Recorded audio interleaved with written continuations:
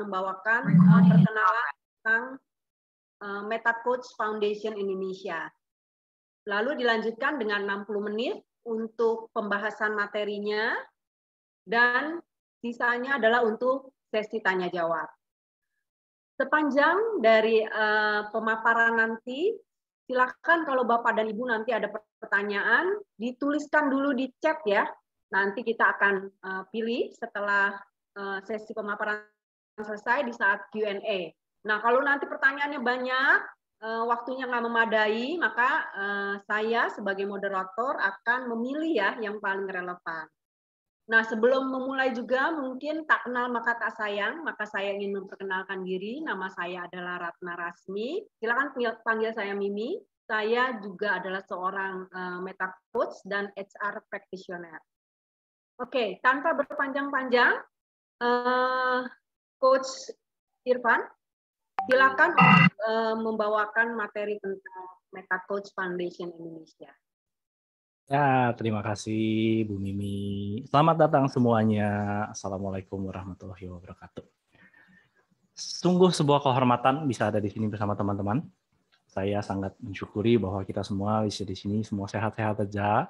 Semuanya bisa berada di sini juga dengan satu kondisi di mana kita semua tahu bahwa pandemi sedang berjalan, tapi saya bersyukur bahwa ini semoga segera pulih ya. Nah, ini adalah Meta Coach Cafe yang pertama di 2022. Apa sih Meta Coach Foundation? Meta Coach Foundation itu adalah foundation di mana para Meta Coach berkumpul. Meta Coach itu adalah mereka yang sudah pernah belajar neurosemantics tepatnya. Jadi kami semua ini adalah semua neurosemantics practitioner, lalu kami belajar tentang bagaimana menggunakan accessing personal genius, dan akhirnya kita mengambil yang namanya coaching mastery bersama dengan Michael Hall secara langsung. Dan ketika sudah lulus, mereka menjadi seorang Meta Coach. Jadi Meta Coach apa sih? Meta Coach itu adalah sebuah proses fasilitasi, sebuah komunikasi, sebuah cara kita di mana kita bisa ngobrol-ngobrol, lalu ngobrol-ngobrol itu ngobrol-ngobrol yang berfaedah. Ngobrol-ngobrol yang langsung masuk ke dalam pemaknaannya supaya kamu sebagai seseorang bisa mencapai tujuanmu. Jadi coaching itu adalah sebuah fasilitasi atau proses fasilitasi untuk mencapai tujuan. Tujuan yang disepakati bersama antara coach dan kliennya. Seorang Meta Coach juga akan menggunakan pemaknaan-pemaknaan dirimu untuk mencapai tujuanmu. Karena dari makna disitulah tercipta perilaku, kata-kata, dan perasaan.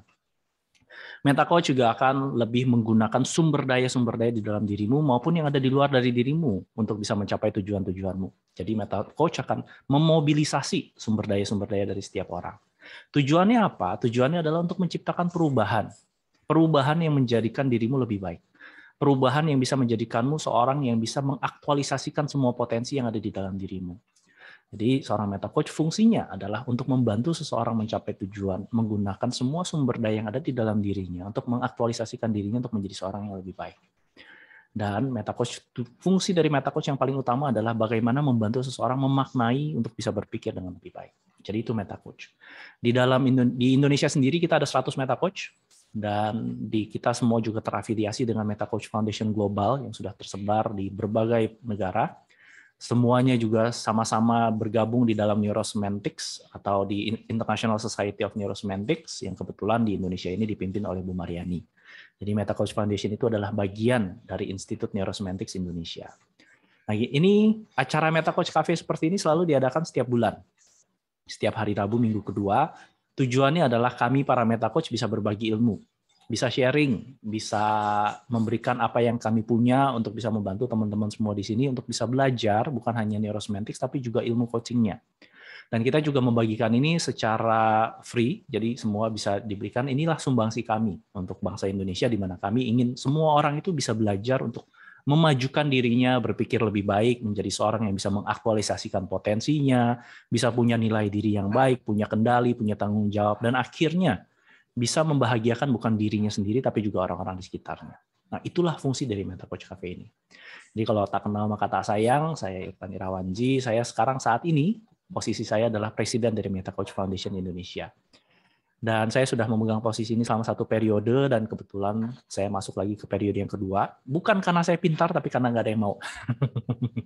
Jadi karena dipercaya kembali untuk memegang posisi ini, akhirnya saya ambil dengan tujuan adalah apa yang saya bisa berikan untuk MetaCoach Foundation dan juga untuk bangsa Indonesia, saya akan berikan semampu saya, sebisa saya.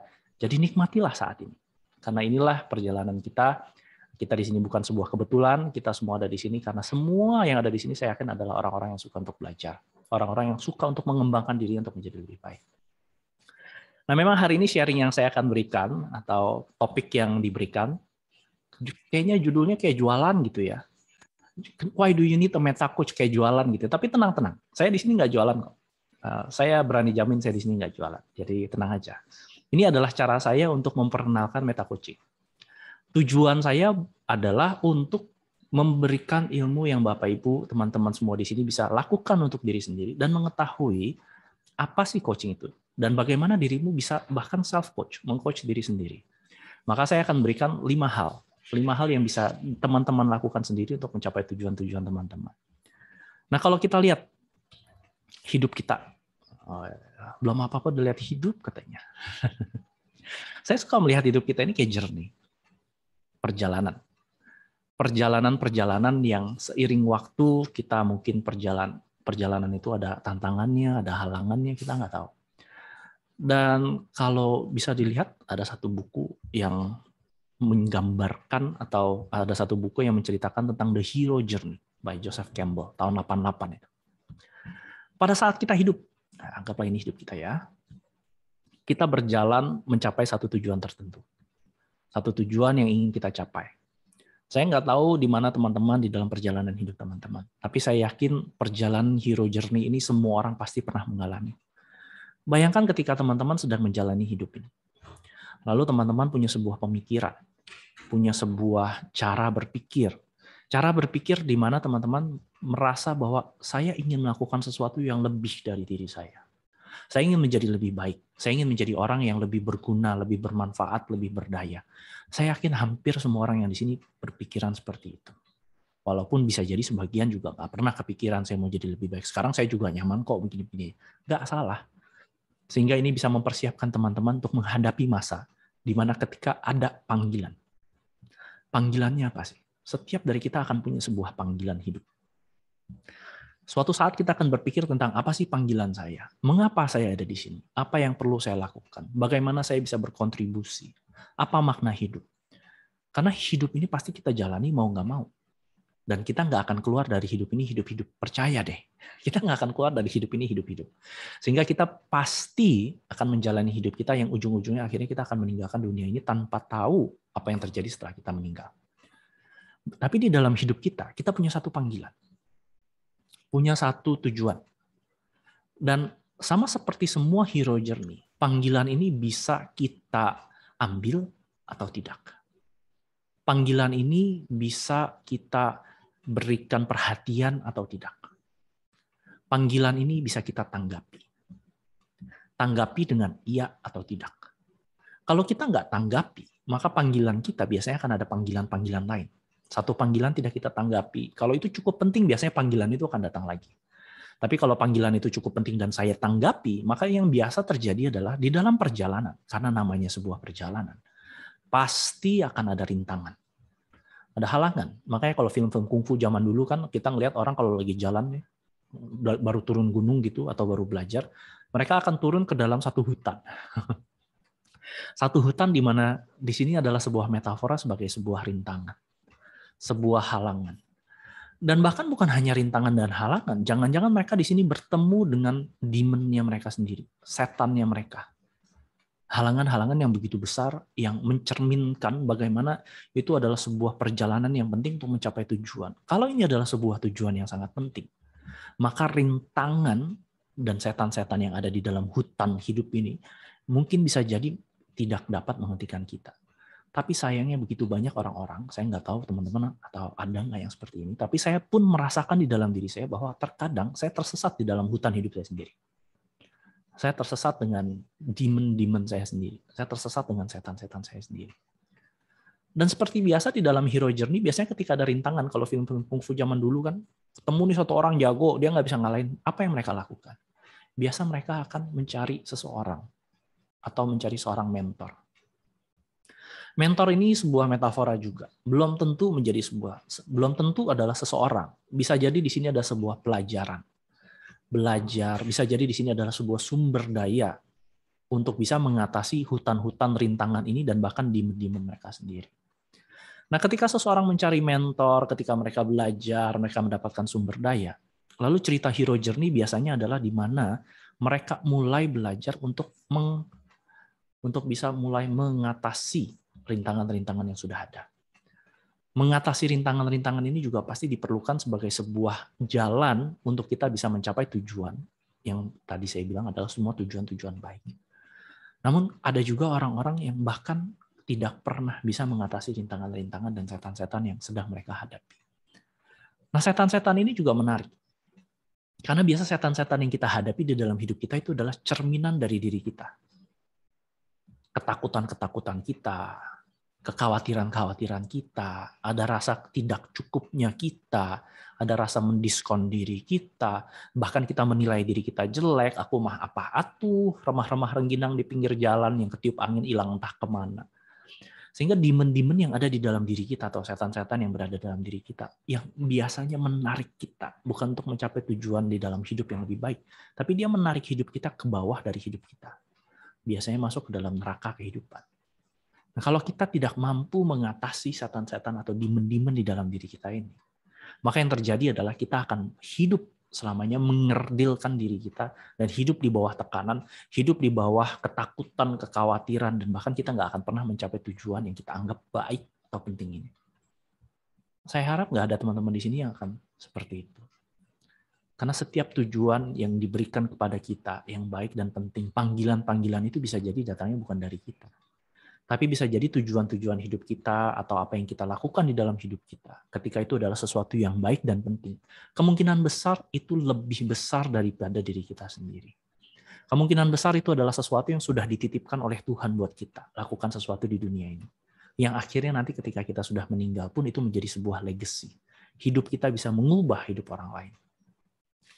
Sehingga penting bagi saya, dan juga saya nggak tahu buat saudara-saudara, teman-teman semua di sini, apakah penting juga bagi kita untuk mengatasi rintangan-rintangan yang saat ini dihadapi, ataupun setan-setan yang sedang kita hadapi. Saya yakin, rintangan-rintangan yang ada, atau setan-setan yang ada itu, sepertinya besar.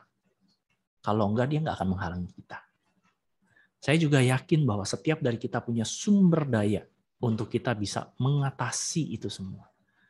Sumber dayanya adalah bagaimana kita belajar.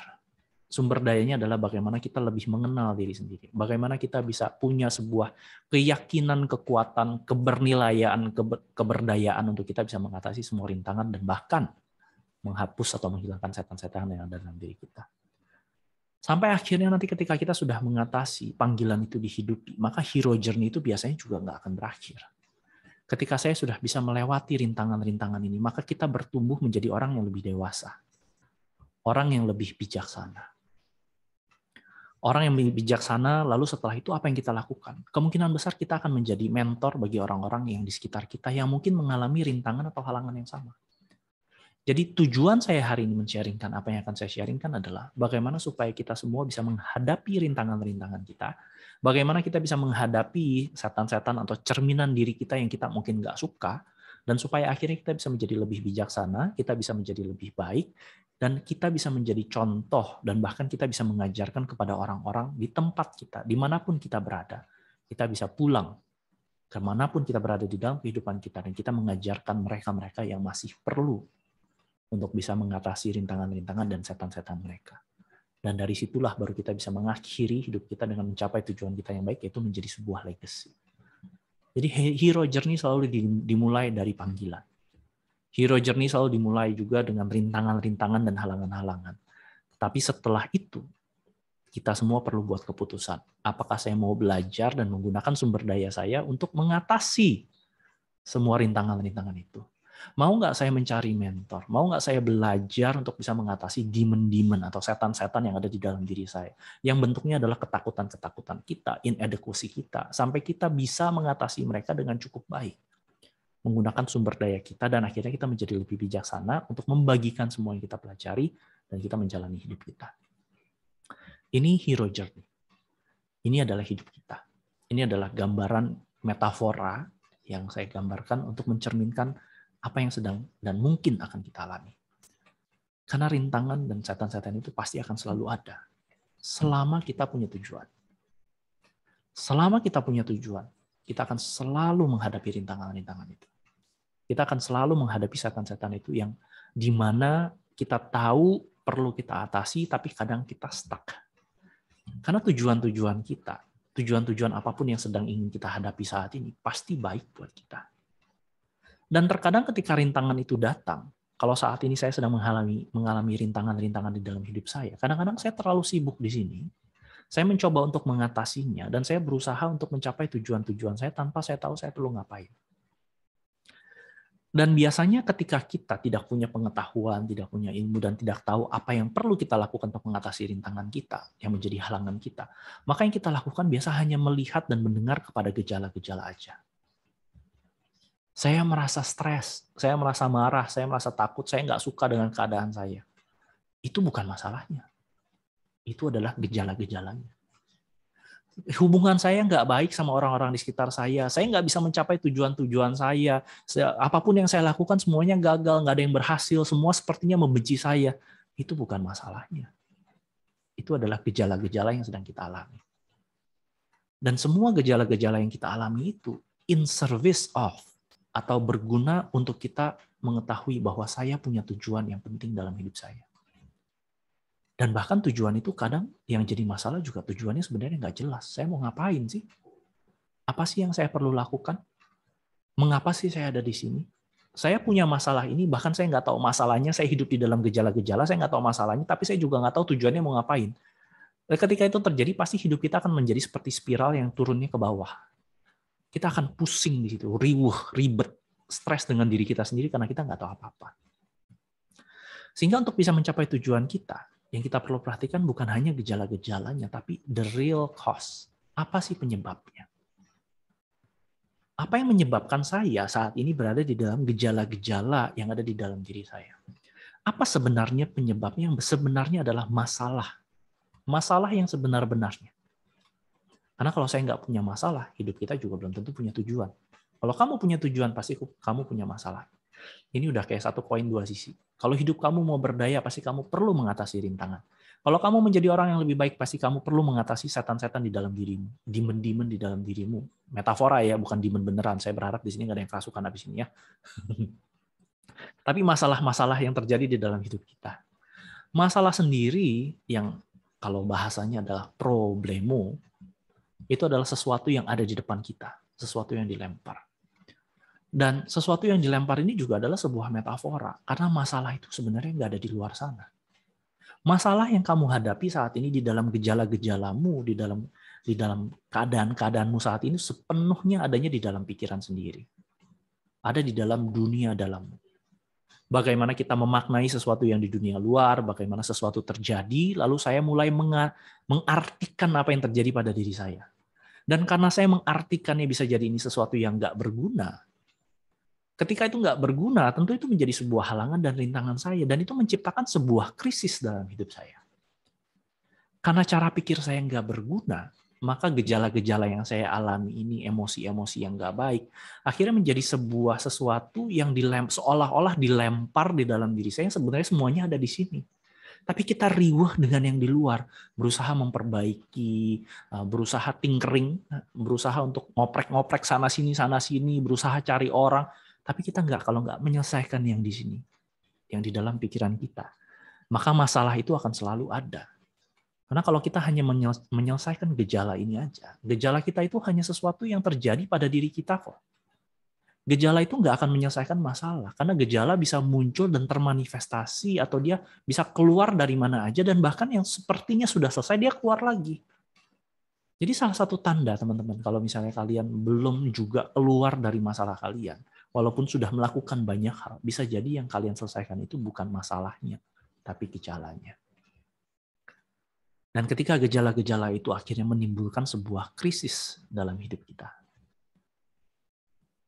Ini adalah tahapan pertama yang nanti saya mau sharingkan. Bagaimana krisis ini bisa kita atasi. Bagaimana krisis ini menjadi sesuatu yang akhirnya menyebabkan kita untuk bisa mulai mencari mentor untuk belajar. Menggunakan sumber daya kita atau resources kita. Sumber daya yang bisa memampukan kita, menjadikan kita punya cara baru, cara pikir baru, cara melihat sesuatu dengan baru, punya perspektif baru, menciptakan sumber daya di dalam diri kita. Disinilah kita bisa punya yang namanya power atau kendali atas diri kita. Power itu adalah apa yang saya lakukan. Kita semua punya kendali kok. Kita semua punya kuasa atas diri kita. Kita bisa mengendalikan diri kita asal saya mau bertanggung jawab atas kendali hidup saya. Saya mau bertanggung jawab atas pikiran saya. Saya mau bertanggung jawab atas rasa dalam diri saya. Saya mau bertanggung jawab dengan kata-kata dan perilaku saya. Yang dengan tujuannya untuk mengatasi rintangan-rintangan yang ada. Setan-setan yang ada. Untuk mencapai sebuah tujuan yang penting. Karena tujuan ini kalau saya bisa capai, kita bisa memberikan dampak yang baik buat orang-orang. Dan saya akan bagikan 5 hal yang bisa kita lakukan terhadap perjalanan hero journey ini.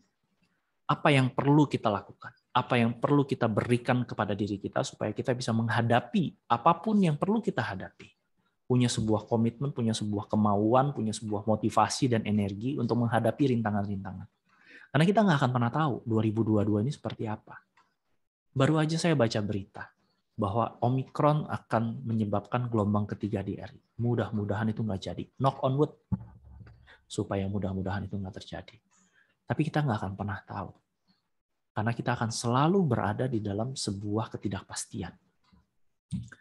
Itulah kenapa kadang-kadang kita riuh di dalam. Karena semuanya serba nggak pasti.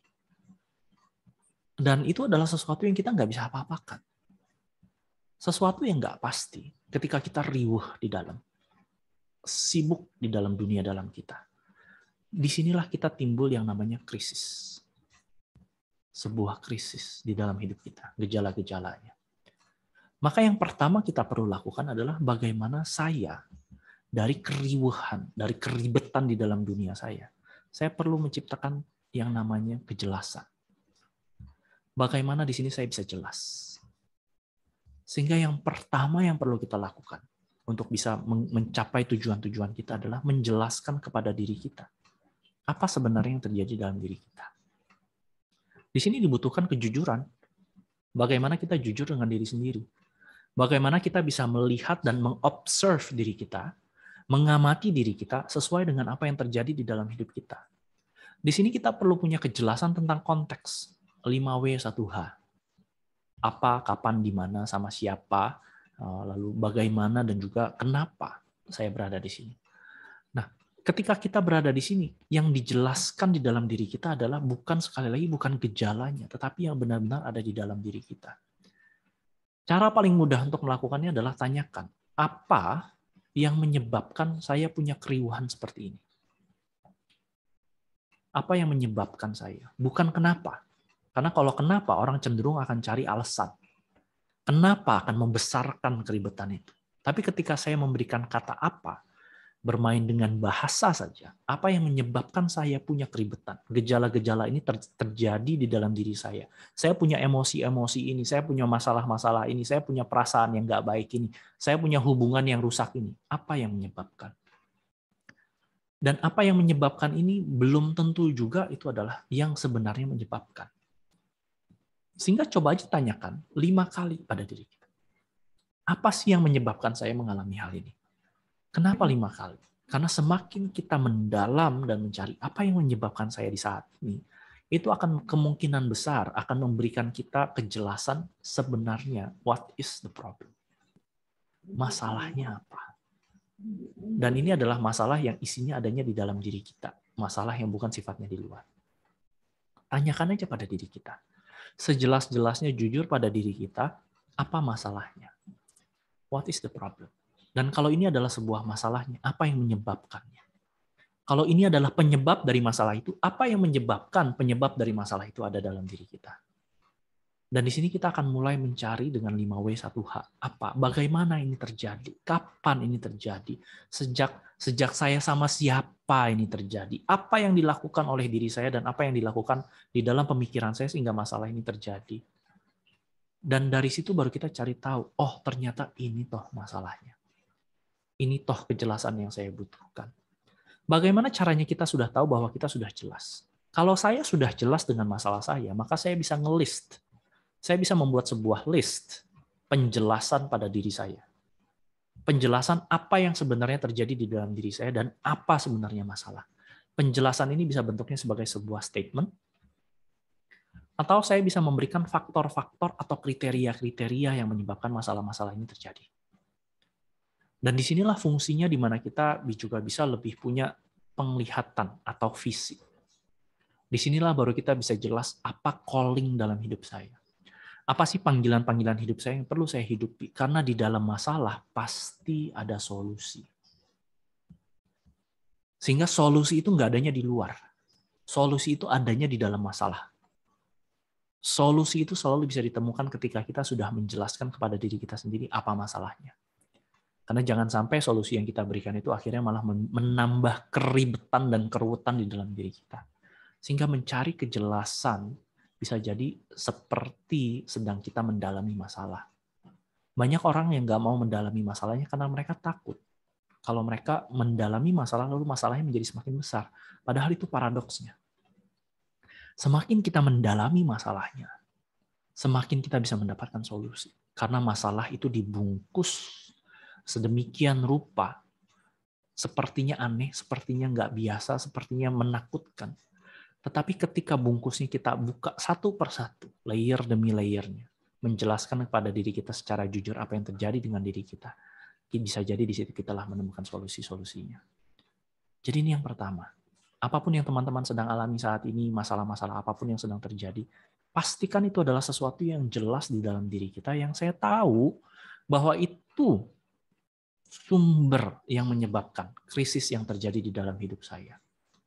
Itu yang menyebabkan saya punya perasaan yang seperti ini. Itu yang menyebabkan rusaknya hubungan saya dengan orang lain. Dan itu semua pasti bentuknya pikiran. Pikiran tentang apa yang terjadi di dalam hidupmu. Bagaimana kamu membawa sesuatu di dalam dunia dalammu dan akhirnya itu termanifestasi di dalam dunia luarmu. Pikiran-pikiran yang ada di dalammu itu sudah pasti benar. Oleh karena itu juga kita perlu belajar untuk sadar bahwa masalah ini diciptakan karena saya ini benar di dalam pikiran saya. Dan kalau saya benar di dalam pikiran saya, apakah ini baik untuk saya? Berguna nggak pikiran saya yang saya anggap benar ini yang menyebabkan sebagai masalah buat saya? Kalau saya sudah menemukan akar dari masalahnya, maka yang berikutnya saya pertanyakan adalah berguna apa enggak? Apakah ini sesuatu yang membuat saya lebih baik? Atau ini malah sesuatu yang menjadikan hidup saya seperti sebuah neraka? Kalau saya sudah jelas pikiran yang benar-benar membuat masalah dalam diri saya, kalau itu sudah jelas, ketika ditanya seperti ini, jawaban secara logisnya adalah enggak. Udah pasti enggak. Nah, kalau memang ini enggak berguna, baru mulai cari sebenarnya apa sih yang saya mau. Kalau saya sudah tahu ini adalah sesuatu yang nggak berguna, lalu saya diamkan itu saja, maka hidup saya juga pasti nggak akan berguna, toh. Buat apa kalau udah seperti itu? Lebih baik ketika saya sudah tahu bahwa ini tidak berguna di dalam hidup saya, maka berikutnya apa yang saya mau lakukan? Bagaimana saya mau menjadikan hidup saya ini lebih baik? Kalau saya sudah jelas dengan masalah saya, berikutnya yang saya perlu jelaskan adalah apa tujuan saya? Saya mau kemana setelah ini? Masalahnya sudah jelas, clear, sudah tahu. Pikiran yang tidak bergunanya sudah saya tahu, dan itu memang nggak berguna buat saya. Nah, kalau dilihat dari sisi sebaliknya, karena di balik masalah itu ada solusi, sama juga.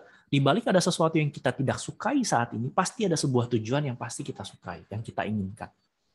Nah, tujuan ini juga bagi kita jelas nggak? Jangan-jangan tujuan sendiri ini masih kabur sifatnya. Masih riuh, masih ribet, masih nggak serba, nggak tentu. Sehingga setelah jelas masalahnya, kejelasan berikutnya yang perlu kita miliki adalah tujuannya apa.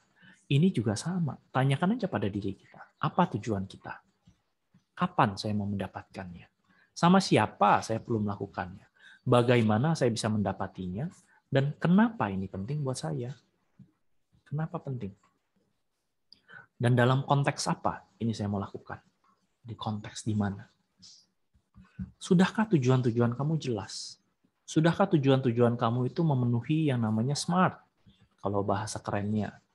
Tapi saya jarang sekali pakai SMART. Saya lebih suka memberikan 10 kriteria tujuan-tujuan yang jelas. Yang pertama adalah, ini adalah sesuatu yang saya nyatakan secara positif. Tujuan saya positif untuk saya.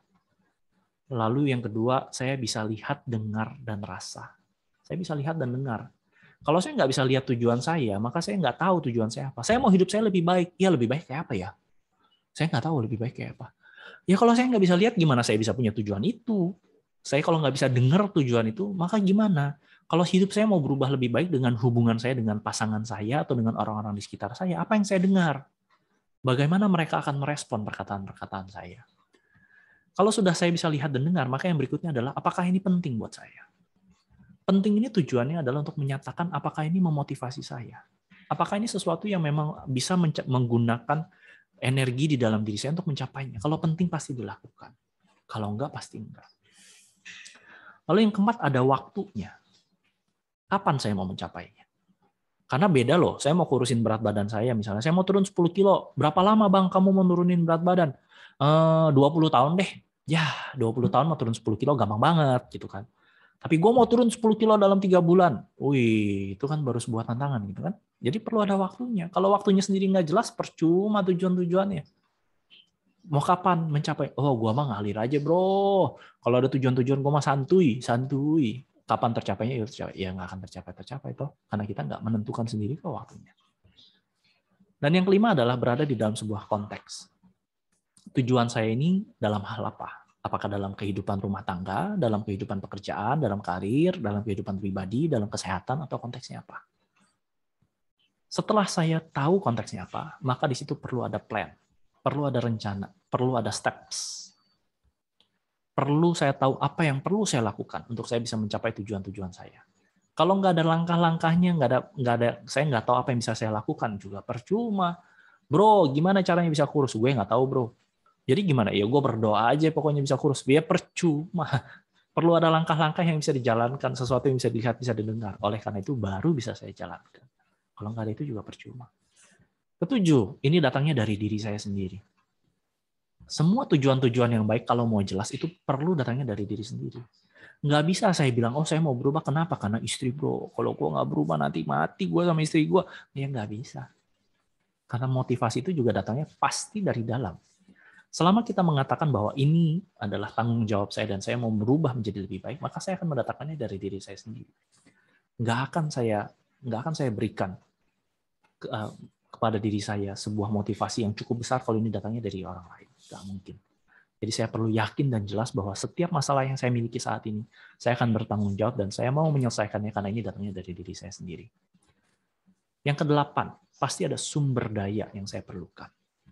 Karena di depan saya akan menghadapi rintangan-rintangan dan setan-setan saya, maka saya perlu tahu sumber daya apa yang saya butuhkan, dari luar maupun dari dalam. Di mana saya bisa belajar, apa yang saya perlu ketahui tentang diri saya, apa yang saya nggak tahu. Belajar untuk bijaksana, mengetahui apa yang saya nggak tahu dalam hidup saya. Di situ baru saya bisa mulai mencari sumber daya dalam hidup saya. Dan di dalam Neurosemantics NLP kita semua yakin, semua yang sudah pernah belajar akan selalu mengatakan begini, bahwa kamu punya sumber daya yang cukup besar untuk mencapai segala tujuan-tujuanmu, asal kamu mau mengaksesnya, menguatkannya, dan mengurutkannya. Kamu sudah punya sumber dayanya, tinggal bagaimana kamu lepas dari keriuhan itu dan menjelaskan kepada dirimu sendiri sumber daya apa yang kamu butuhkan untuk mencapai tujuan itu. Yang kesembilan, pastikan semua sumber dayamu itu akan membantumu mencapai tujuan yang ekologis. Ekologis dalam arti begini, tujuan yang saya mau capai ini baik. Baik bukan hanya buat saya sendiri, tapi juga baik buat orang-orang di sekitar saya. Tujuan-tujuan yang saya mau capai ini adalah tujuan-tujuan yang sifatnya berguna bukan hanya buat diri saya, tapi win-win-win buat semua orang. Bukan hanya untuk menyenangkan diri saya sendiri, tapi tujuan yang saya ingin capai ini adalah tujuan yang menciptakan legacy, supaya nanti semua orang yang sudah dengar dari saya, ketika saya melewati hero journey saya akan menjadi seseorang yang bisa membantu orang lain juga melakukannya. Akhirnya semuanya jadi lebih baik. Ekologis juga berarti, adakah sesuatu yang perlu saya korbankan di dalam mencapai tujuan ini?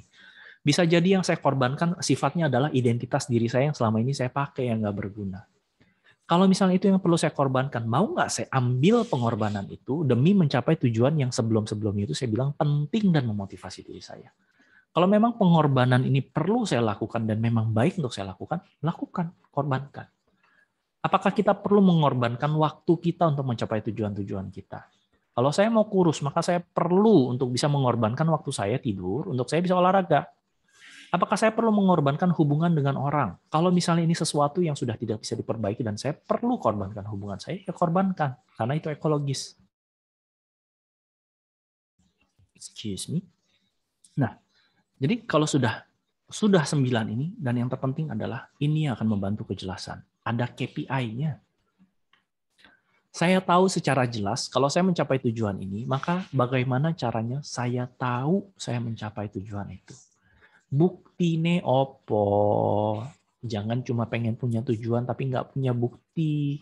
Karena kalau nggak ada buktinya, nanti kamu sudah mencapai tujuanmu tapi kamu nggak tahu kamu sudah mencapai tujuanmu.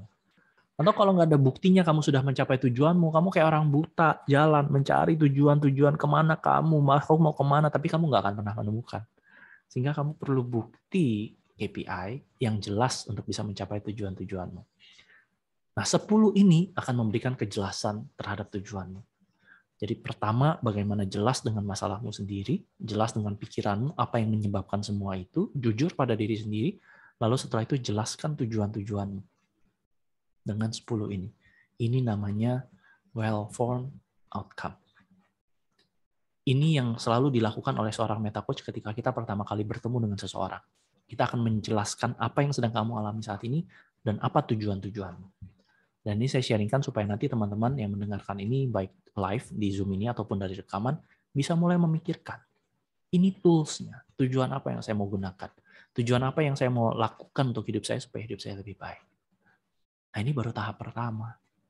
Tahap kedua apa? Tahap kedua adalah saatnya kamu membuat sebuah keputusan. Udah jelas nih masalahnya, udah jelas tujuannya. Tapi kalau kamu tidak memutuskan, tidak ada keputusan, maka bagaimana caranya kamu bisa jalan ke sana? Nggak mungkin. Walaupun sudah jelas mau kayak apapun, tujuannya sudah ada motivasinya, tujuannya penting, tujuannya akan memberikan dampak yang baik. Kalau kamu tidak memutuskan, kamu nggak akan keluar dari krisis. Kata krisis, ini menarik. Ini juga saya baru tahu berapa hari yang lalu lah. Kata krisis itu dasarnya dari kirein, yang artinya adalah keputusan. Menarik ya. Kata krisis asalnya adalah dari kata keputusan. Sehingga ada sebuah keputusan yang kamu ambil di dalam hidup kamu sehingga kamu berada dalam sebuah krisis.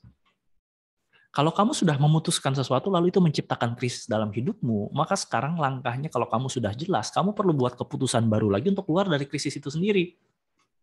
Sehingga menarik kan? Keputusan yang kamu buat sudah membawa kamu ke saat ini, dan ketika kamu sekarang berada di dalam Zoom ini bersama dengan saya, kamu sudah buat sebuah keputusan bahwa kamu ingin mencapai punya sebuah tujuan yang baik. Dan kalau itu keputusanmu, maka keputusan apa yang perlu kamu buat dengan jelas, dengan yakin, dengan kuat, dengan sebuah kejelasan dari tujuan-tujuan itu, karena itu penting untuk hidupmu dan mencapai sesuatu yang berdaya dan baik untukmu, keputusan apa yang perlu kamu lakukan. Dan karena ini adalah sebuah keputusan, yang tadi saya bilang, keputusan akan menciptakan krisis, kan? Sehingga ketika nanti kamu menghadapi rintangan-rintanganmu itu, setan-setanmu itu, dirimu pasti akan menghadapi krisis-krisis baru. Tapi bedanya kali ini, kalau tujuanmu sudah jelas, motivasimu sudah ada, kamu bisa lihat, kamu bisa dengar, kamu sudah mempersiapkan sumber daya. Krisis yang kali ini akan dilakukan dengan lebih mantap, dengan lebih kuat, dengan lebih mampu, dengan lebih berdaya. Karena keputusan yang kamu ambil sudah firm. Kamu sudah melihat kok rintangan apa yang akan kamu hadapi.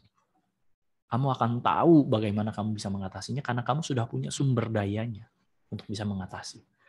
Maka siapkan sumber dayanya sebelum kamu melangkah untuk memutuskan bahwa kamu mau melakukan. Jelas dulu bagaimana saya mau melakukannya. Apa yang terjadi di dalam hidup saya supaya saya bisa tahu bahwa saya sudah menyiapkan ini, dan karena saya sudah menyiapkan ini, apapun yang terjadi saya siap. Saya sudah memutuskan di dalam diri saya. Ketika saya menghadapi rintangan-rintangan atau demon-demon saya, setan-setan saya sudah punya keputusan bahwa saya nggak akan mundur. Saya tahu apa yang akan saya hadapi. Saya sudah yakin itu baik buat saya. Sumber dayanya sudah ada. Tinggal bagaimana keputusannya itu saya buat. Gimana caranya buat sebuah keputusan? Yang paling gampang adalah tanyakan pada dirimu pro dan kontranya apa sih? Kalau saya mengambil keputusan untuk mencapai tujuan ini, apa pro dan kontranya? Apa baiknya buat saya?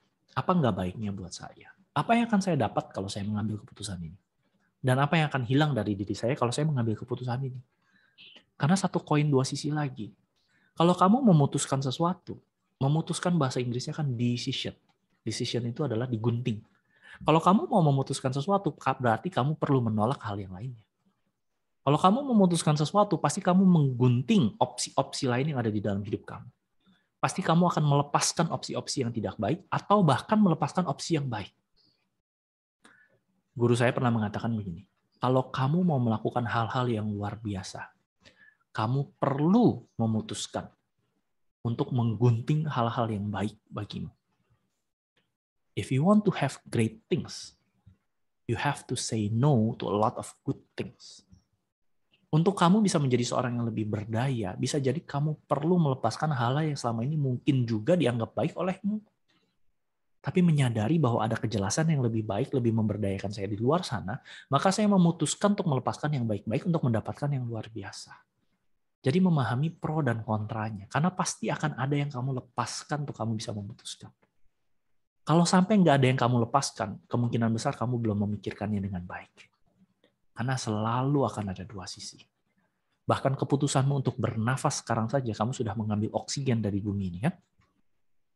Keputusan yang kamu ambil untuk bekerja di dalam usahamu saat ini, berapa banyak orang yang gagal karena usahamu berhasil, coba? Pasti ada kontranya. Karena hidup kita ini semua seperti sistem. Apa yang kamu lakukan pasti akan berdampak. Ada pro dan kontra.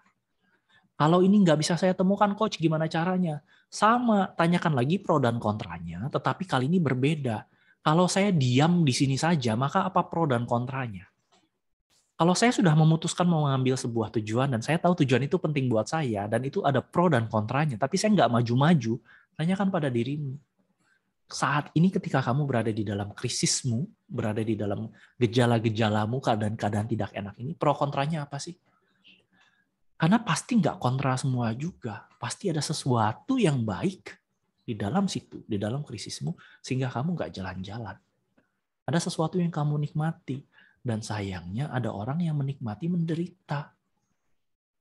Karena ketika saya menderita, orang sayang sama saya. Ketika saya begini, saya dikasihani. Kayaknya enak deh nggak usah kerja. Orang suapin aja makan. Pasti ada enaknya. Makanya juga kenapa di dalam tujuan itu ada perlu yang namanya tanggung jawab, dan itu asalnya dari diri saya sendiri. Kalau kamu nggak mau berubah, pasti kamu nggak akan berubah kok. Kalau kamu anggap tujuan kamu nggak penting, pasti kamu nggak akan mencapai tujuan-tujuan. Percuma. Ini tahap 2. Kalau kamu sudah jelas dengan apa yang sedang kamu alami saat ini, dan kamu sudah jelas dengan tujuan-tujuanmu, maka berikutnya kamu perlu buat sebuah keputusan.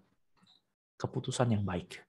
Keputusan yang akan menyebabkanmu keluar dari krisis, keluar dari saat ini, keluar dari saat yang tidak memberdayakan untuk masuk ke depan ke tempat yang lebih memberdayakan, dan mempersiapkanmu untuk krisis-krisis yang lebih besar, tapi kali ini krisis-krisisnya akan menjadikanmu lebih hebat lagi, lebih berdaya lagi, dan akhirnya menjadi sebuah legacy hidupmu. Karena kamu dikenal sebagai seorang pahlawan, sebagai seorang hero yang melewati journey-nya, dan journey-nya itu akan menjadikan kamu sebagai seorang yang layak untuk diingat. Bukan menjadi sekedar remah-remah rengginang yang ketiup angin hilang entah kemana. Itu yang kedua, keputusan. Lalu setelah saya memutuskan, apa yang perlu saya lakukan? Sudah pasti buat rencana. Bagaimana saya bisa buat rencana? Rencana-rencanamu itu adalah bagian-bagian dari sumber daya yang perlu kamu lakukan. Rencana-rencanamu itu pasti kamu akan pikirkan di awal. Rencana-rencana itu pasti adalah bentuknya strategi atau step by step. Pasti ada strategi, ada taktik. Ada strategi yang secara garis besar saya tahu saya mau ke sana, lalu ini adalah cara yang akan saya lakukan. Disinilah saatnya kamu perlu untuk menjadi orang yang detail. Perlu punya rencana, perlu punya plan, game plan, apa yang saya mau lakukan. Di sini halangan-halangannya apa? Rintangan-rintangan di sini adalah kebanyakan biasanya perfeksionis. Saya mau rencana saya perfeksionis, coach. Saya nggak mau rencana saya gagal. Pokoknya rencana saya harus berhasil. Well, sorry to say bahwa rencana-rencana kita akan selalu punya ada kemungkinan gagal kok. Perfeksionis nggak akan membantu di dalam membuat rencana. Dan biasanya menghalanginya juga adalah ketika saya membuat sebuah rencana terlalu banyak pilihan. Banyak banget coach pilihan-pilihan di dalam hidup saya. Oh, saya mau melakukan A, B, C, D, E. Saya tahu nih pokoknya saya mau menjadi orang yang seperti ini. Saya sudah buat keputusan, saya mau jadi seperti itu. Tapi kalau misalnya di dalam membuat rencanamu itu dipenuhi dengan pilihan-pilihan, dan apalagi pilihan-pilihan ini adalah pilihan-pilihan yang nggak mudah, atau pilihan-pilihan yang nggak memberdayakan kamu, dan akhirnya pilihan-pilihan itu malah membuatmu nggak bisa membuat sebuah rencana satupun. Jadi ada beberapa orang yang nggak bisa membuat rencana karena satu, mereka punya pilihan yang banyak di dalam pikirannya. Kedua, mereka terlalu global. Terlalu garis besar. Gue tahu coach, pokoknya gue perlu kerja lah kalau mau sukses. Iya, tapi kerjanya kayak apa? Nggak tahu gue, pokoknya kerja aja.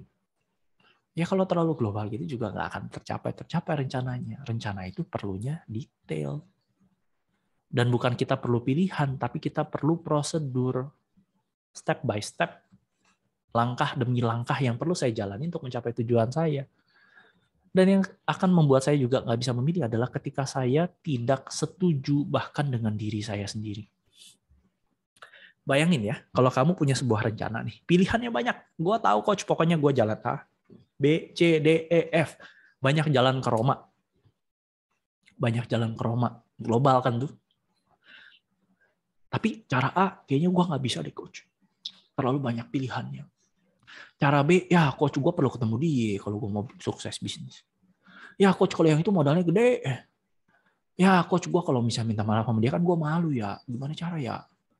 Akhirnya kamu nggak setuju dengan dirimu sendiri, bahkan nggak setuju dengan pilihan-pilihanmu sendiri. Maka sudah pasti bisa dipastikan rencanamu itu nggak akan berhasil. Sehingga dari awal ketika kamu sudah buat rencana, pastikan ini rencana yang sudah kamu setujui terlebih dahulu. Kamu tahu ini bisa kamu lakukan. Diceknya di awal, bukan di akhir. Baru setelah itu kamu detailkan apa yang perlu kamu lakukan, dan lakukan itu secara prosedur, karena rencana itu pasti dibangun, dibentuk karena ada pemikiran sebelumnya.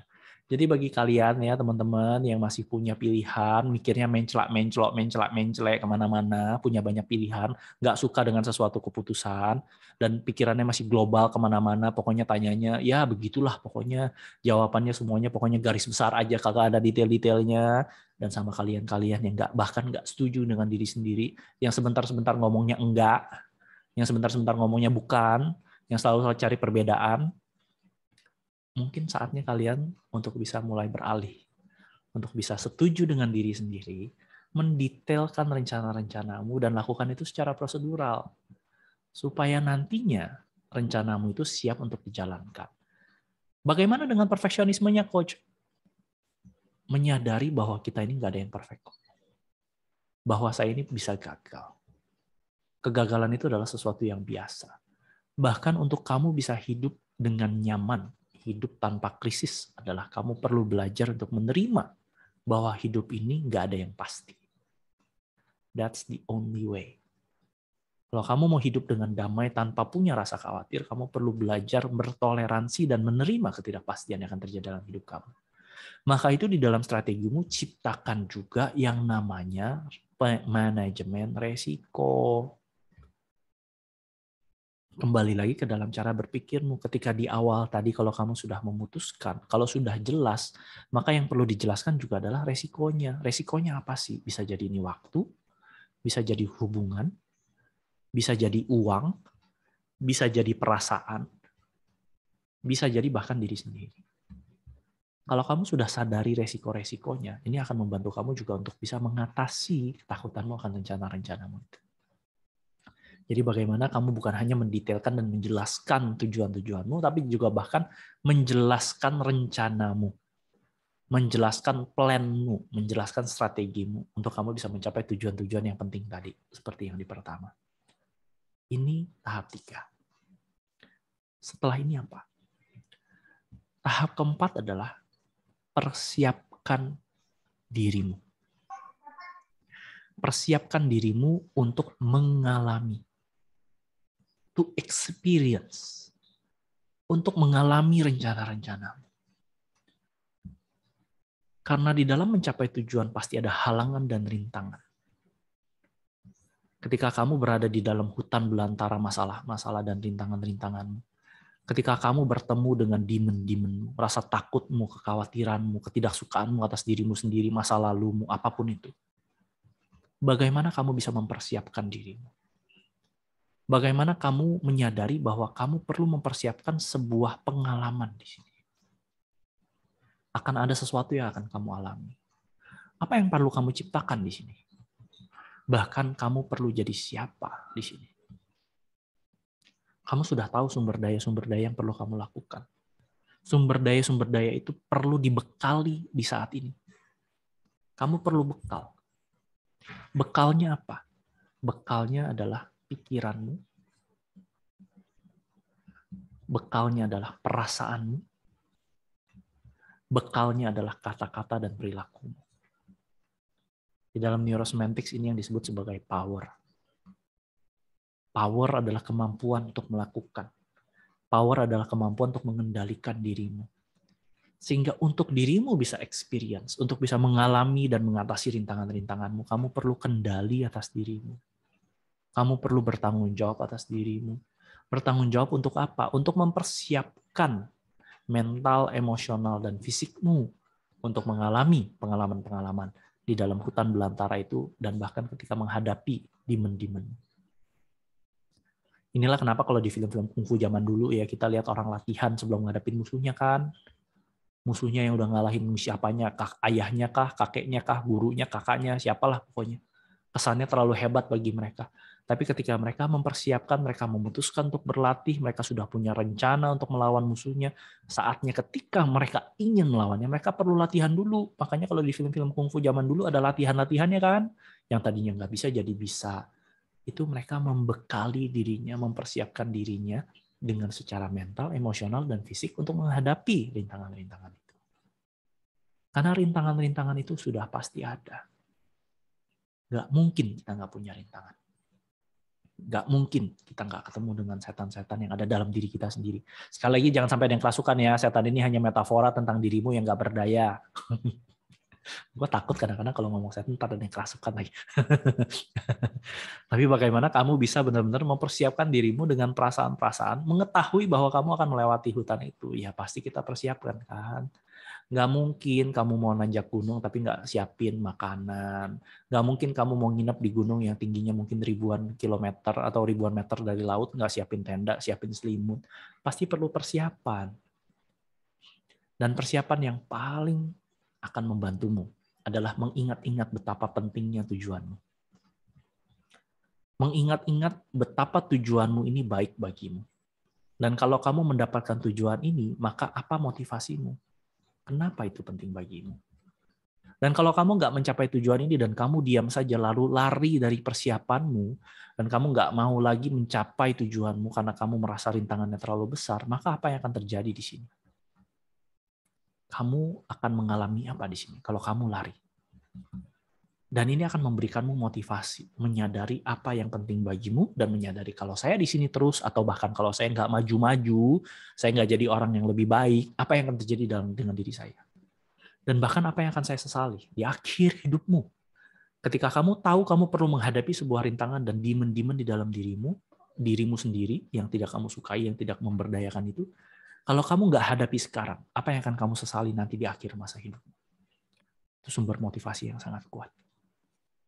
Karena untuk kamu bisa mencapai tujuanmu, kamu perlu mempersiapkan itu, membekali dirimu, mengetahui bahwa kamu akan experience this, kamu akan mengalami ini. Dan ketika kamu mengalami ini, kalau kamu tidak mempersiapkan diri, maka kamu akan jatuh. Sayangnya begitu. Kalau kita gagal untuk mempersiapkan, maka bersiap-siaplah untuk gagal. Dan bukan hanya itu aja. kita juga perlu experience menyadari bahwa kalaupun saya gagal, maka apa yang perlu saya lakukan? Apa yang akan terjadi pada diri saya? Disinilah kita belajar untuk memisahkan mana saya, mana yang kekuatan saya, dan mana yang bukan saya. Kalau saya gagal di dalam pengalaman, kalau saya gagal di dalam rencana-rencana saya, yang gagal itu bukan saya. Yang gagal itu adalah rencana saya. Yang gagal itu adalah usaha saya. Tapi saya sebagai manusia, saya tetap punya kuasa, saya tetap punya kendali, saya tetap menjadi diri saya sendiri.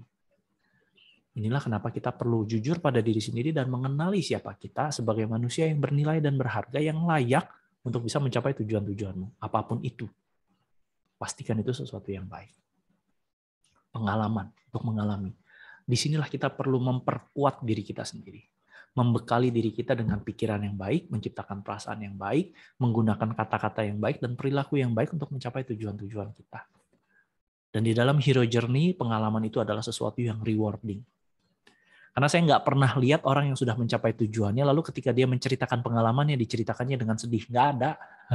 Kebanyakan mereka yang sudah sukses, mereka akan menceritakan pengalamannya bahwa, iya dulu saya punya masalah itu, saya punya rintangan itu, tapi saya bisa hadapi, saya bisa kuatkan diri saya, dan saya bisa melewati semua itu, maka saya ada di sini di depan kalian.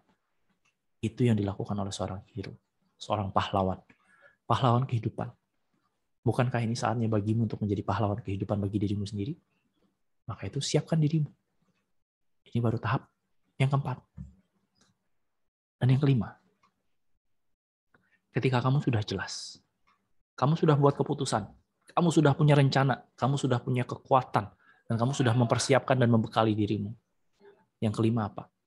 Yang kelima adalah bersiaplah untuk perubahan. Hal yang terakhir adalah bersiap untuk berubah.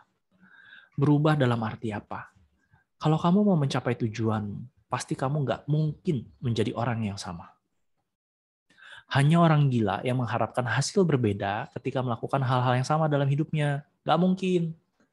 Jadi kalau kamu mau menjadi orang yang mencapai tujuanmu dengan lebih baik, maka kamu perlu mempersiapkan dan membekali dirimu juga untuk berubah dalam dirimu. Berubah menjadi lebih baik. Dan berubah yang dimaksud ini bukan berubah hanya dengan berubah kata-kata dan perilaku. Karena kalau kamu mengubah perilaku itu gampang banget. Simpel sekali merubah perilaku. Tapi apakah mengubah perilakumu itu bisa membantumu untuk mencapai tujuanmu? Bisa iya, bisa enggak. Kalau hanya mengubah perilaku, kemungkinan perubahan itu nggak akan kuat. Kalau hanya mengubah perilaku, bisa jadi nanti kamu akan kembali kepada perilaku-perilaku yang lama. Apalagi kalau hanya mengubah keadaan. Gue nggak suka kerja di sini, gue cari kerjaan lain aja deh. Ya gimana ya, gue nggak bisa ngejual ya, tapi gimana ya, gue pengen ya. Ya udah gue berubah deh, jangan jadi jualan deh. Gue mungkin kerjanya nyapu jalan aja. Ya, merubah environment nggak akan membantu kamu untuk merubah hidupmu.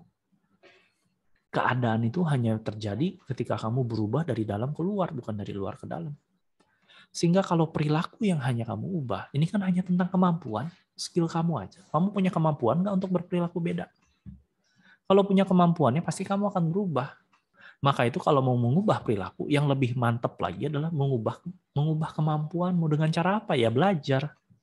Kalau kamu sudah mempersiapkan planmu, sudah tahu apa yang perlu dilakukan, kamu tahu apa yang perlu kamu pelajari untuk bisa menjadi dirimu yang berubah untuk mencapai tujuanmu. Jadi, ubah dirimu untuk mendapatkan sebuah kemampuan yang baru. Tapi kemampuan cukup nggak? Nggak juga. Karena untuk bisa mengubah kemampuan, dan kalau mau kemampuan ini menjadi lebih kuat lagi, kamu menjadi hero yang lebih kuat lagi, yang perlu kamu ubah adalah keyakinanmu. Kamu perlu punya keyakinan yang sangat besar tentang dirimu sendiri untuk bisa mencapai tujuan-tujuan yang kamu mau. Kamu bahkan perlu punya iman dalam dirimu sendiri untuk bisa mengatasi apapun yang perlu kamu atasi. Keyakinan bahwa tujuan kamu itu baik dan kamu sudah mempersiapkan dirimu. Tujuan yang penuh dengan motivasi, tujuan yang penuh dengan energi, yang akan membantu kamu untuk melakukan apapun yang perlu kamu lakukan untuk mencapai tujuanmu. Karena itu penting bagimu. Mengubah keyakinan dan mengubah iman untuk lebih memberdayakan.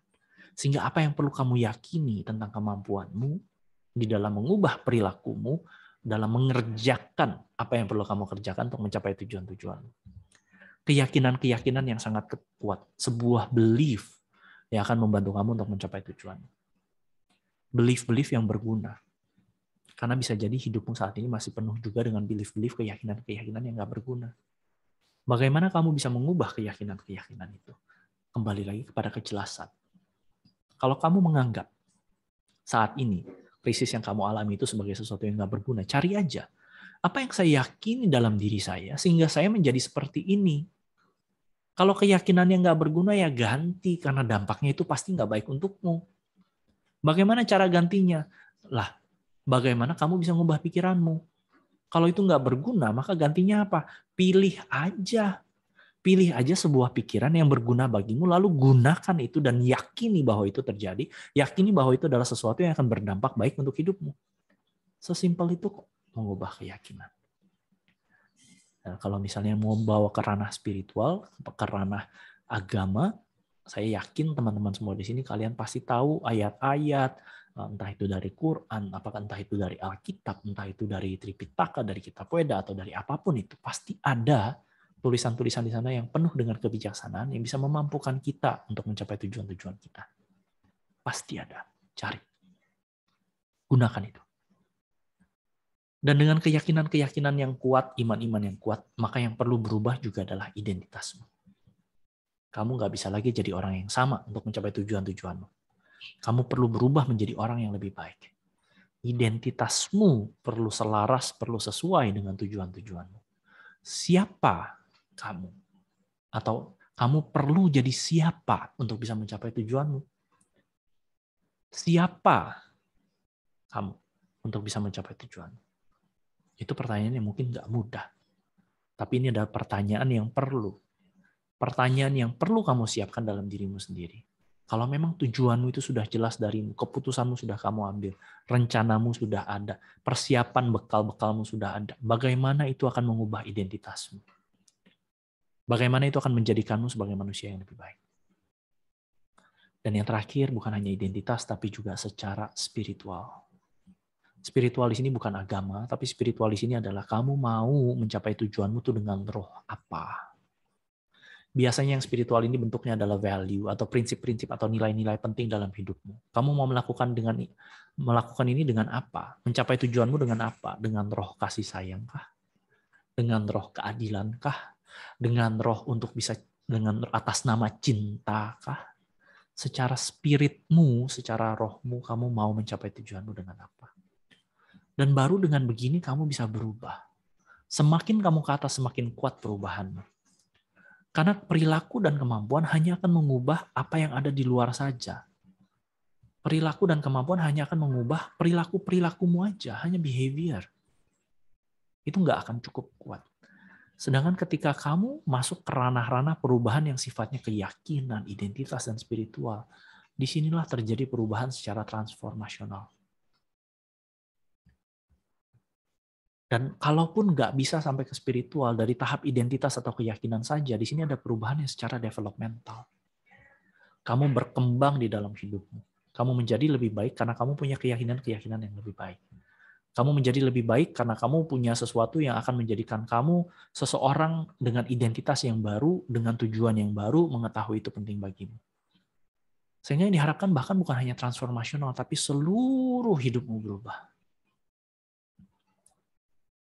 Dan itu menjadi revolutionary.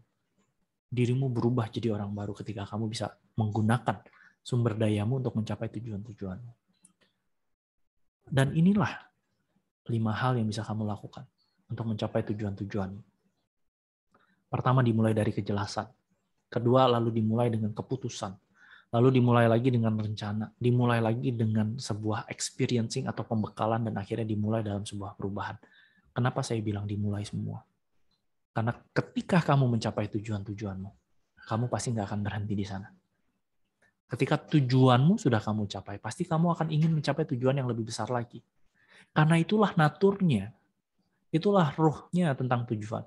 Ketika kamu sudah mencapai satu tujuan yang baik bagimu, dan ketika kamu sudah mendapatkannya, maka kamu akan mulai melihat lagi sesuatu yang lebih besar, sesuatu yang lebih baik lagi, sesuatu yang akan lebih memberdayakan kamu lagi, dan kamu akan mau ke sana.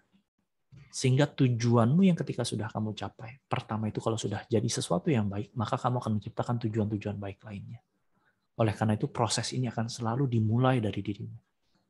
Semua proses ini perlu dimulai supaya nanti ketika di akhir hidupmu, kamu tahu bahwa kamu sudah memenangkan kehidupan ini dan kamu sudah siap untuk bertanggung jawab dan mempertanggungjawabkan apa yang Tuhan titipkan dalam hidupmu ini. Dan disitulah dimana kamu perlu untuk menciptakan sebuah accountability. Karena hidupmu punyamu. Apa yang saya sharingkan di sini adalah ilmu. Tapi ilmu nggak akan bisa hidup ketika kamu tidak melakukannya. Oleh karena itu yang berikutnya adalah ketika kamu sudah tahu ini adalah sesuatu yang perlu kamu lakukan, bagaimana kamu bertanggung jawab atas hidupmu? Bagaimana kamu bisa menggunakan accountability-mu? Bahwa kamu akan mempertanggungjawabkan tujuanmu yang baik itu, yang sudah jelas itu. Kamu akan mempertanggungjawabkan keputusanmu untuk melepaskan hal yang nggak baik. Kamu akan mempertanggungjawabkan rencana-rencanamu dan step by step-nya untuk bisa secara detail, secara baik dilakukan. Dan kamu akan bertanggung jawab dalam hidupmu untuk bisa membekali dirimu, untuk mengendalikan pikiran, perasaan, kata-kata, dan perilakumu, untuk bisa bertanggung jawab atas hidupmu, menciptakan perubahan yang kamu mau. Dan inilah bagaimana kamu mencapai tujuan hidupmu. Dan bisa nggak kerjain sendiri? Bisa. Namun kalau bisa dipercepat, dan kalau memang mau dipercepat, paling mudah adalah dengan seorang coach. Sehingga saya beri judul ini, Why Do You Need a Meta Coach? Bukan berarti kamu nggak bisa melakukannya sendiri. Setiap orang butuh coach. Saya pun masih butuh seorang coach. Saya pun kadang-kadang masih bertemu dengan setan-setan dalam diri saya sendiri, yang bentuknya adalah ketakutan, kekhawatiran, merasa tidak mampu, merasa rendah diri, merasa tidak yakin. Itu saya pun masih mengalami itu. Setiap dari kita pasti tidak pernah tidak mengalami itu. Sehingga disitulah fungsi dari seorang coach. Mau lakukan sendiri? Boleh. Saya di sini nggak jualan kok. Mau melakukan dengan seorang coach? Cari. Banyak. Teman-teman kalau butuh, silahkan cari kok. Di dalam grup NLP discussion itu aja sudah banyak meta coach yang akan siap membantu. Dan lakukan ini bukan karena dirimu ingin mencari seorang untuk menjadi accountability saja, tapi lakukan ini karena ini adalah sesuatu yang memang baik untuk mencapai tujuan-tujuanmu. Nah, itu 5 hal yang bisa dirimu lakukan untuk mencapai tujuan hidupmu, apapun itu. Langkahnya sama. Nah, sampai di sini kalau ada yang mau nanya, silakan. Sambil saya minum. Silakan minum, Coach. Kayaknya udah panjang banget nih pemaparannya. Dan silakan Bapak Ibu kalau ada yang mau bertanya, kita persilakan untuk open mic ya, Coach. Boleh, ya. silakan. Ayo, siapa yang penasaran gitu ya, gimana sih supaya saya punya tujuan yang lebih baik? Tadi dibilang step-stepnya jelas, ada 5. Kalau saya boleh mengulang ya sambil menunggu mungkin teman-teman mempersiapkan pertanyaannya. Jadi ada 5 hal. Yang pertama adalah kejelasan dari pikiran kita sendiri nih, ya, yang keruwetan yang ada di dalam pikiran kita. Apakah itu gejala atau masalahnya, gitu. Dan untuk mendapatkan kejelasan ini kita perlu menggunakan pertanyaan 5W 1H, gitu kan? What, why, when, who, where, and how. Ya. Kemudian juga kita perlu jujur pada diri sendiri. Kemudian kita perlu bertanya, apakah pikiran ini berguna atau nggak berguna? Ya, kalau berguna kita pertahankan tentunya. Kalau dia tidak berguna, perlunya kita lakukan sesuatu. Kita mau ubah, kita mau tinggalkan, ya kan? Kemudian lalu kita perlu membuat tujuan kita tuh apa, ya? Jadi kejelasan tujuan. Itu adalah tahapan yang pertama. Tahapan yang kedua adalah membuat keputusan apa yang akan kita lakukan setelah kita tahu bahwa masalahnya adalah dari keruwetan kita ini adalah ini, gitu ya. Dan kita sudah tahu juga tujuan kita dengan 10 pertanyaan well-formed outcome tadi dijelaskan oleh Coach Irfan. Lalu apa keputusan kita? Ya, apakah keputusan ini kuat apakah keputusan ini jelas, gitu kan? Apa pro dan kontranya.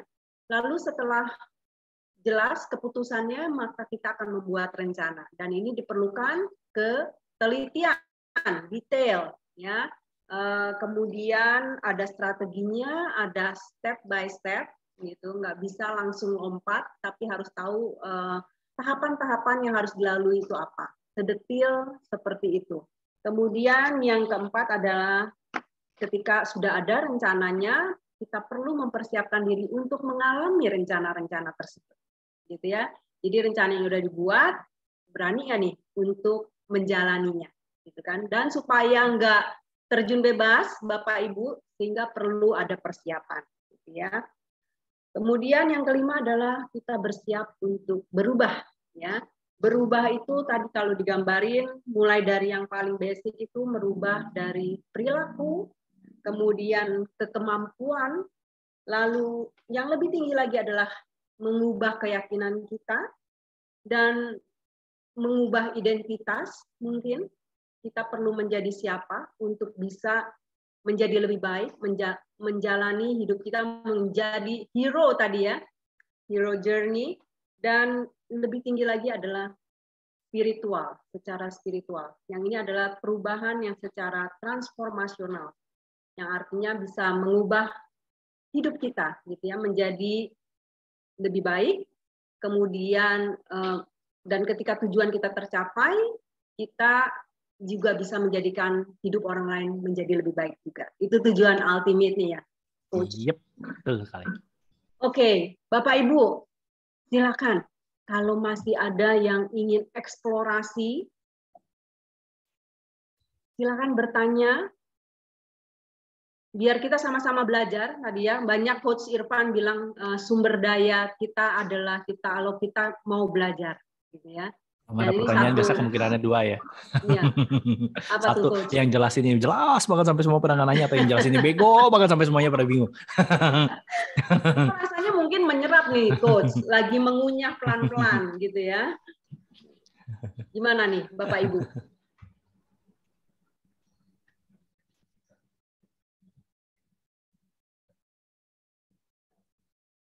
Kayaknya udah jelas nih, Coach. Nah, Pak Rafael, silakan Pak. Silakan Pak. Terima kasih. Saya mengikuti sesi coaching. Jadi saya sudah mencoba dalam sesi coaching, dan dari penjelasan Ko Irfan ini saya jadi memahami mengapa smart goal yang kita pakai untuk spesifik klien mengatakan kepada kita secara spesifik tujuanmu, masalahmu apa, dan segala macam ingin menang. Tapi dengan penjelasan Coach Irwan, saya mendapatkan insight banyak sekali. Detail-detail yang harus benar-benar dipakai ketika kita membantu klien coaching, bahwa hal-hal ini sangat mendasar dengan 10 kriteria dan apa. 60 menit sesi coaching, saya rasa kok kurang. Pasti akan ada sesi lanjutan. Kalau melihat apa yang Coach Irfan sampaikan, kita ingin membantu coaching supaya maksimal dengan tujuannya, melihat sumber daya dan langkah-langkahnya luar biasa. Saya melihat, wah, sangat banyak sekali kita bisa detail membantu coaching dalam sesi coaching, luar biasa. Jadi saya mengucapkan terima kasih atas jawabannya Coach Irwan, luar biasa.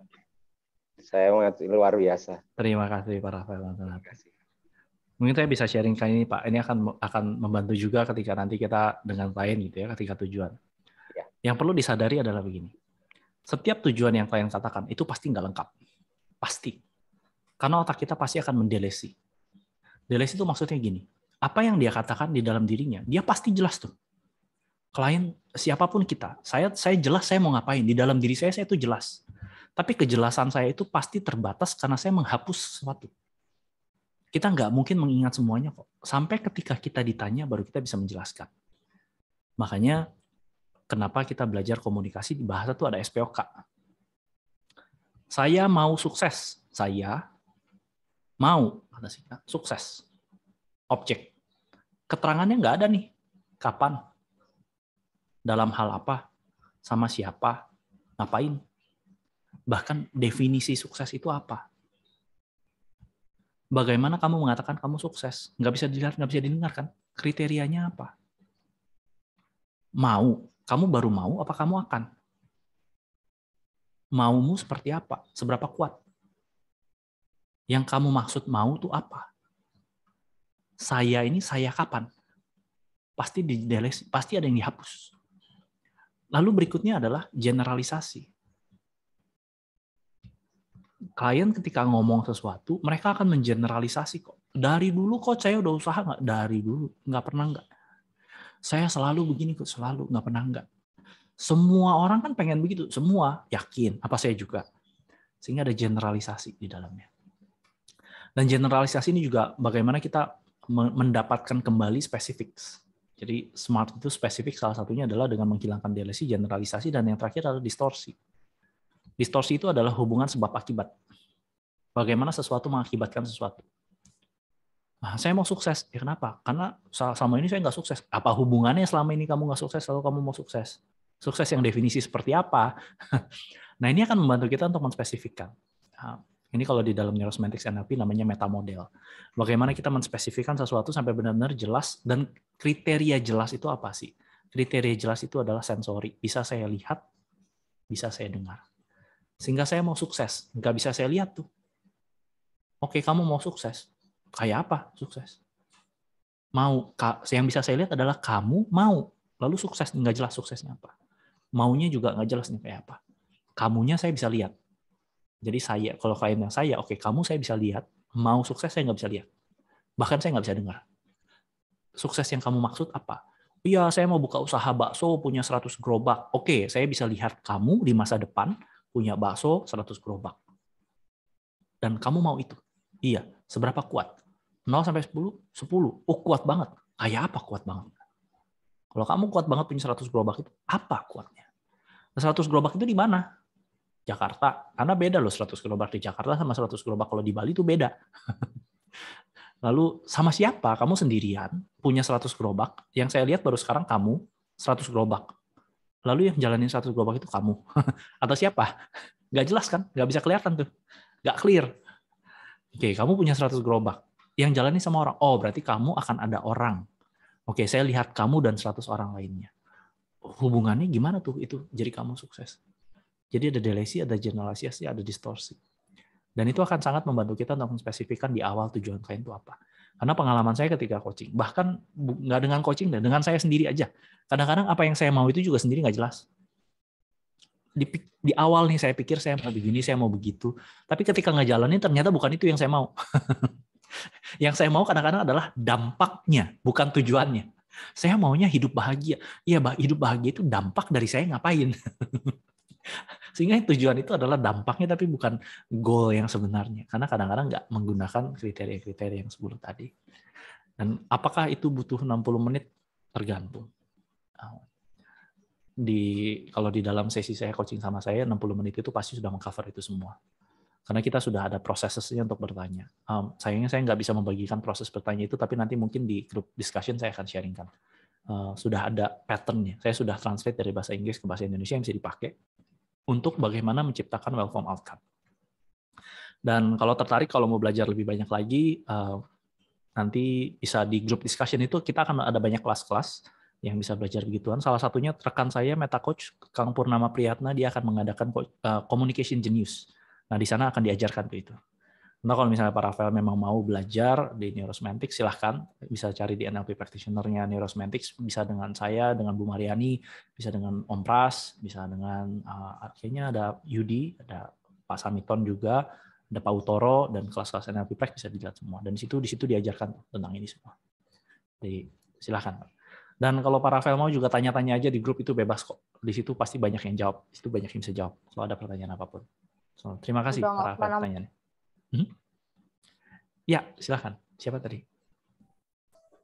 8, siapa ya? Ya. Boleh tanya, Van? Boleh, Om. Silakan. Mungkin teman-teman ada yang bertanya-tanya kan, ini judulnya Why Do You Need Meta Coach? Sementara juga ada teman-teman kita juga coach Nah, apa sih bedanya coach dengan meta coach? Nah, bedanya begini.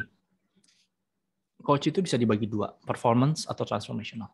Performance itu hanya perilaku atau behavior. Sedangkan kami meta coach, kami ini semua belajar linguistik, belajar pemaknaan. Jadi meta coach itu adalah coaching yang menggunakan pemaknaan, maka namanya meta. Meta itu sendiri artinya adalah di atas.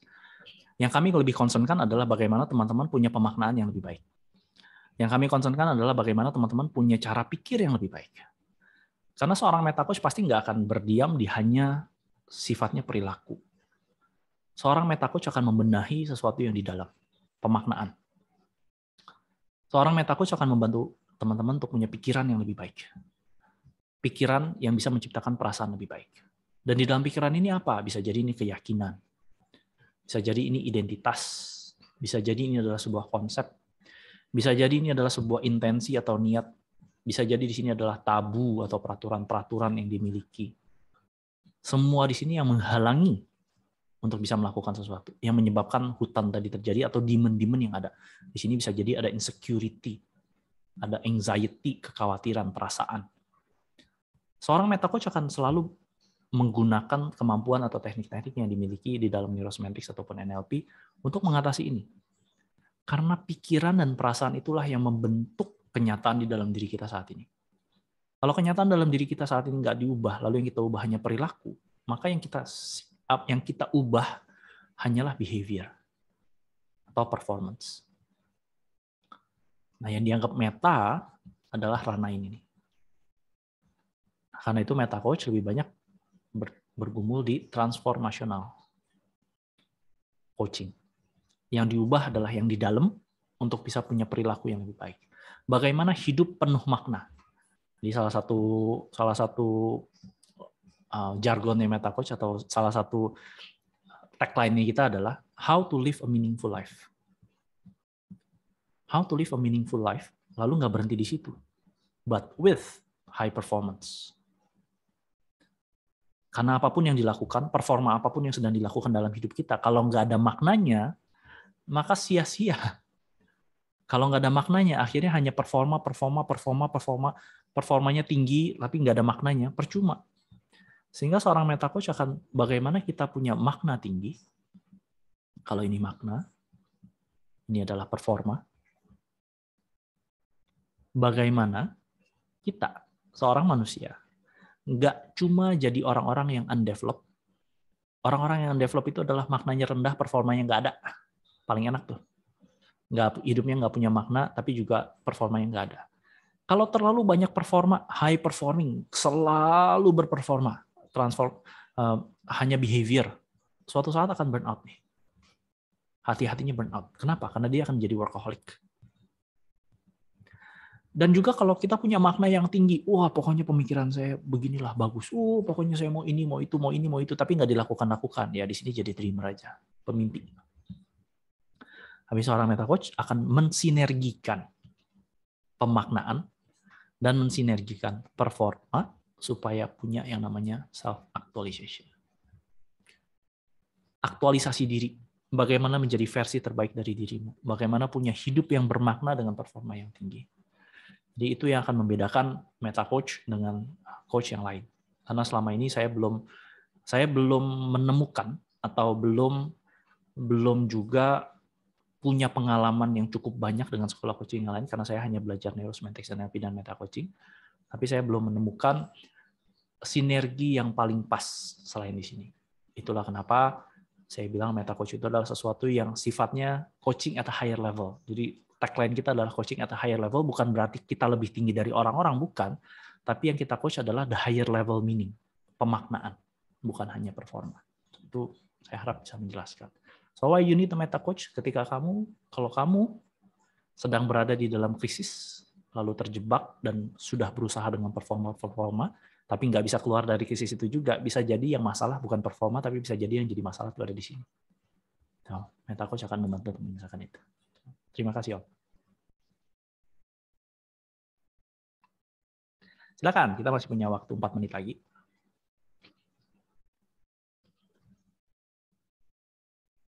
Silakan, Bapak Ibu.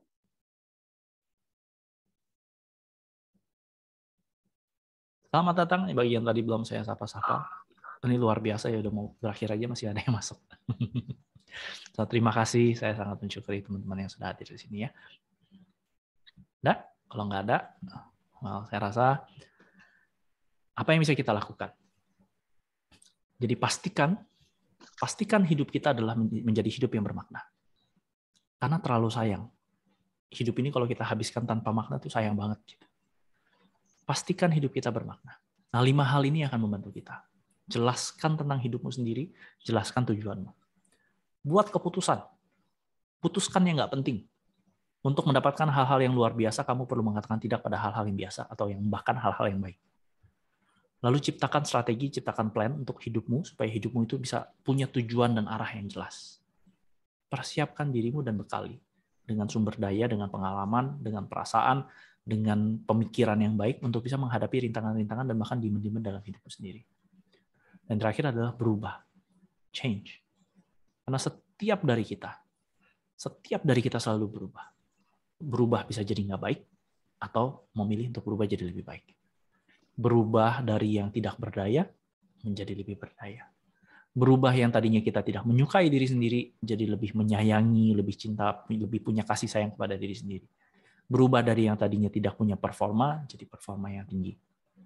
Karena yang pasti di dalam hidup kita adalah perubahan. Dan yang pasti perubahan itu akan membawa kita ke dalam suatu tempat.